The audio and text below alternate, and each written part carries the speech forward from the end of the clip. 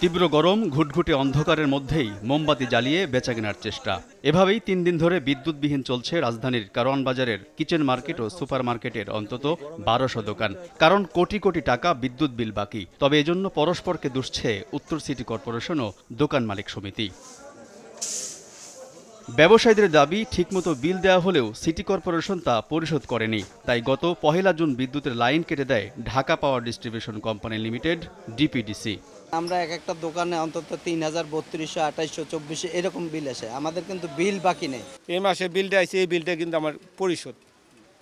আমার মনে হয়, আমার জানা মতো আমার দোকানে যে আজকে ৮৮৯ থেকে মার্কেটটা দিছে, আমার কাছে মনে হয় 10টা বিলও পাবে না। প্রচণ্ড গরম, কাস্টমার ঢুকে না তেমন একটা।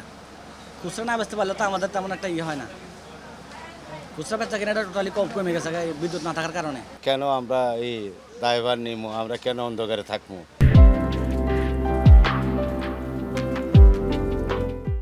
ডিপিডিসি সিটি কর্পোরেশনের কাছে যে পরিমাণ টাকা পায়, আমার জানা মতো আমাদের কাছে এই পরিমাণ টাকা সিটি কর্পোরেশন পায় না। আর ডিপিডিসি বলছে ১২ মাস ধরে বিদ্যুৎ বিল দিচ্ছে না সিটি কর্পোরেশন। এখন পর্যন্ত ৩,৯৭,৩৫,৭৩৩ টাকা পাওনা ডিপিডিসি। বিল পরিশোধের জন্য ২ দফায় গত ১৮ এপ্রিল ও ৫ মে সিটি কর্পোরেশনকে চিঠি দেয় ডিপিডিসি। অবগত করা হয় ব্যবসায়ীদেরও। এরপরও কারো কোনো সাড়া পায়নি বলে জানান ডিপিডিসির কর্মকর্তারা। আমার কাছে এখনো পর্যন্ত সিটি কর্পোরেশন থেকে কেউ যোগাযোগ করে নাই। বিল যদি পেমেন্ট করে একটা অ্যামাউন্ট অথবা দিবে ২-১ দিনের ভিতরে, একটা যদি ওনাদের একটা ইয়ের ভিতরে আসবে, টাকাটা দেওয়ার মধ্যে যদি চলে আসে আমরা লাইন দিয়ে দেব। আমরা লাইন দেওয়ার জন্যই এখানে বসে আছি। তবে ডিএনসিসি কর্মকর্তাদের দাবি, ব্যবসায়ীরা বিল না দেওয়ায় তা পরিশোধ করতে পারছে না সিটি কর্পোরেশন। তারা যেটা মনে করছে যে কন্ডেম ঘোষিত ভবন, তাহলে বিদ্যুৎ বিল কেন দেব? তাহলে চলে যাক।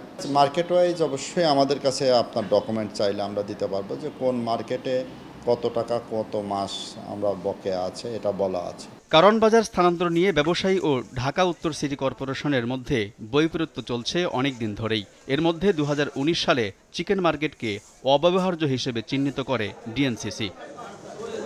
আলতাফ হোসাইন, সময় সংবাদ, ঢাকা।